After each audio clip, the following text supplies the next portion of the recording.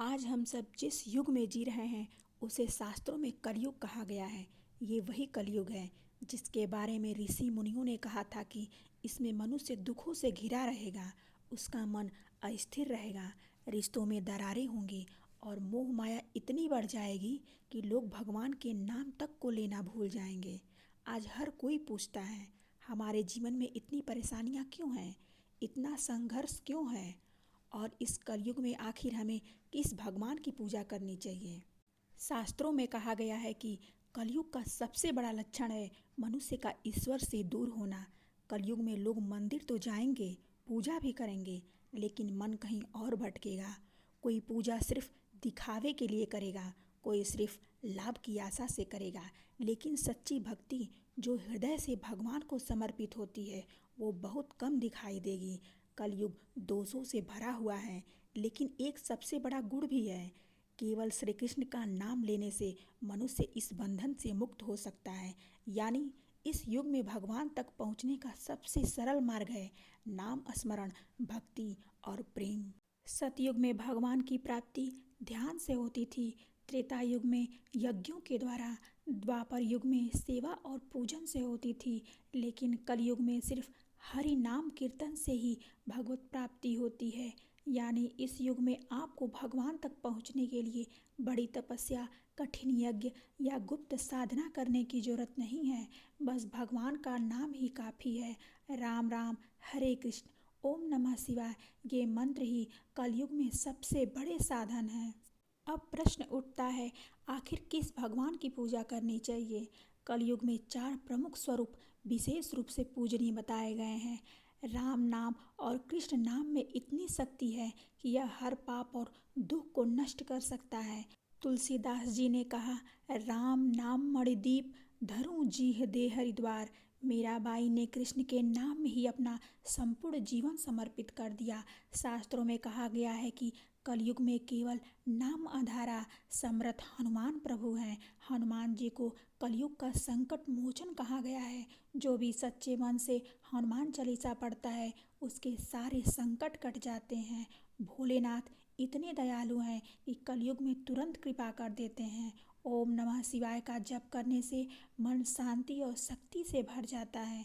कलयुग में दुष्ट प्रवृत्तियां बढ़ती हैं और माँ की आराधना से रक्षा होती है। देवी भागवत पुराण में लिखा है कि कलयुग में माँ दुर्गा की पूजा शीघ्र फल देती है। इन सब के बीच सरल और सहज उपाय है भगवान के नाम का जप। नाम जप से हर भगवान की कृपा मिलती है। संतों ने कहा है, राम नाम रस पीयूष समाना, सुनत सुमिरत होई सुख खाना। राम नाम सुनने और जपने से आत्मा को अमृत मिलता है। तुलसीदास जी ने केवल राम नाम के बल पर दुनिया छोड़ दी और अमर हो गए। मीरा ने कृष्ण नाम जपते जपते विष का प्याला पिया और अमृत तो पा लिया। भक्त प्रहलाद ने सिर्फ नारायण नारायण कहते हुए अपने पिता के अत्याचार सहन किए।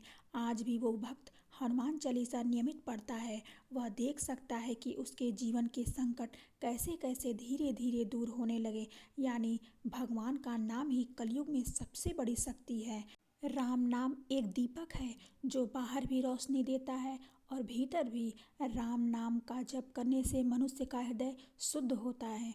राम नाम का जप करने वाला व्यक्ति किसी भी विपत्ति में अकेला नहीं पड़ता है। एक वृद्ध महिला गंगा किनारे राम राम जपती रहती थी। लोग उसका मजाक उड़ाते थे कि क्या राम नाम जपने से पेट भरेगा।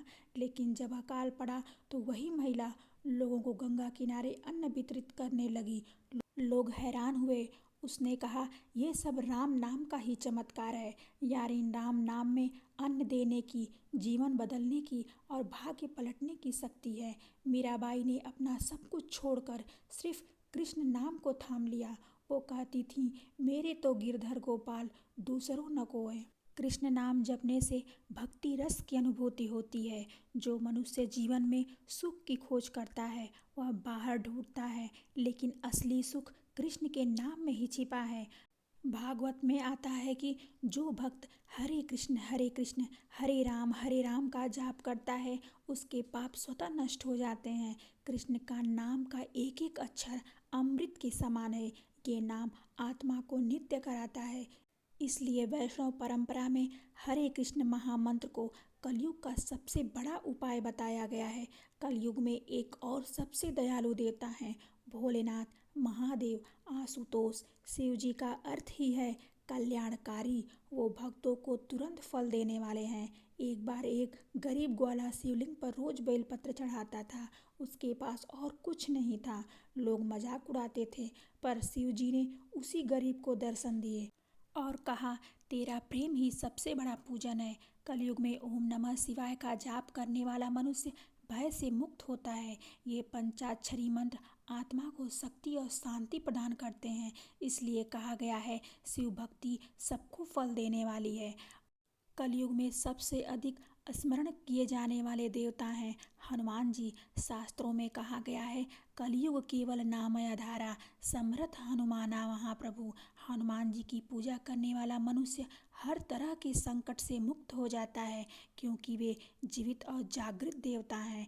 यानी हनुमान जी का नाम लेने से असंभव भी संभव हो जाता है। हनुमान चालीसा का पाठ हर संकट को दूर करता है, भूत प्रेत से रक्षा करता है और जीवन में आत्मविश्वास भर देता है। कलयुग में दुष्ट प्रवृत्तियां बहुत बढ़ जाती हैं, इसलिए माँ दुर्गा की पूजा विशेष रूप से फलदायी है। देवी भागवत में कहा गया है या देवी सर्वभूतेषु शक्ति रूपेण संस्थिता, यानी माँ ही शक्ति है, माँ ही रक्षा है। जो भक्त सच्चे मन से माँ दुर्गा का स्मरण करता है उसे जीवन की हर कठिनाई से रक्षा मिलती है। नवरात्रि के दिनों में माँ की आराधना करने से कल्याण होता है। यहाँ तक कि रोज दुर्गा सप्तशती का पाठ करता है वह हर संकट से बचा रहता है। कलयुग में माँ की पूजा सरल और सहज है। बस दीप जलाइए, माँ का स्मरण कीजिए और प्रेम से जय माता दी कहिए। माँ की कृपा तुरंत मिल जाती है। इतिहास भरा हुआ है कि उन भक्तों की कहानियों से जिन्होंने सिर्फ नाम जप कर जीवन बदल दिया। तुलसीदास जी जिन्होंने राम नाम के बल पर ही रामचरितमानस लिख डाला। मीराबाई जिन्होंने कृष्ण नाम से विष को अमृत बना दिया। सूरदास जिन्होंने अंधे होकर भी कृष्ण के रूप का वर्णन कर दिया। हनुमान भक्त गोस्वामी जी जिन्होंने हनुमान चालीसा लिखकर अनगिनत लोगों को संकट से मुक्त कर दिया। ये सब बातें हमें यही बताते हैं कि कलयुग में पूजा पाठ की जटिल विधियों की नहीं, बल्कि भगवान के नाम और भक्ति की आवश्यकता है। नाम ही शक्ति है, नाम ही भक्ति है, नाम ही मुक्ति है। राम नाम जीवन में प्रकाश भरता है। कृष्ण नाम आत्मा को प्रेम और आनंद से भर देता है। शिव नाम से शांति और शक्ति मिलती है। हनुमान जी कलयुग के संकट मोचन है। माँ दुर्गा हर भक्त की रक्षा करती हैं। यानी कलयुग में किसी एक भगवान की पूजा नहीं, बल्कि हर भगवान के नाम का स्मरण करना चाहिए। नाम ही सबसे बड़ा साधन है। इतिहास हमें बताता है कि नाम जप और भगवान की भक्ति ने असंभव को भी संभव कर दिखाया।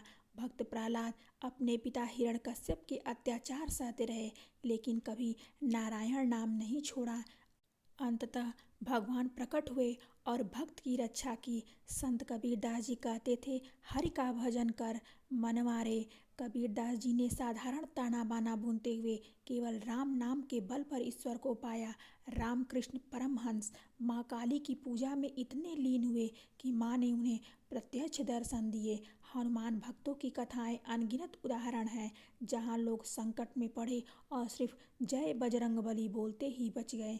ये सब कहानियाँ हमें याद दिलाती हैं कि कलयुग में केवल भगवान का नाम और प्रेम ही सबसे बड़ा सहारा है। नाम जप सिर्फ शब्द नहीं, ये एक कंपन है, एक ऊर्जा है जो हमारे भीतर ईश्वर को जागृत करती है। जब आप राम राम बोलते हैं तो आपके भीतर की बेचैनी शांत होती है। जब आप हरे कृष्ण बोलते हैं तो आपके हृदय में प्रेम और आनंद का संचार होता है। जब आप ओम नमः शिवाय बोलते हैं तो आपके भीतर साहस और शक्ति आती है। जब आप जय माता दी कहते हैं तो माँ की शक्ति आपको सुरक्षा देती है। और जब आप जय बजरंगबली बोलते हैं तो डर तुरंत समाप्त हो जाता है।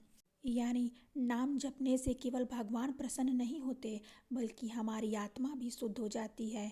हम रोजमर्रा की जिंदगी में भगवान का नाम कैसे जोड़ें? सुबह उठकर सबसे पहले भगवान का नाम लें। चलते फिरते काम करते मन में राम राम या हरे कृष्ण जपते रहें। अगर किसी कठिनाई में फंस जाएं तो तुरंत जय बजरंगी बोले। रात को सोने से पहले ओम नमः शिवाय का स्मरण करने। यह छोटे छोटे उपाय हैं, लेकिन इनसे जीवन में बड़ा परिवर्तन आता है। नाम जप करने से मन शांत होगा, घर में सुख शांति आएगी और धीरे धीरे जीवन की परेशानियां कम होने लगेंगी। कलयुग में इंसान भाग दौड़ और चिंता से भरा हुआ है। हर कोई चाहता है कि भगवान उनकी सुने।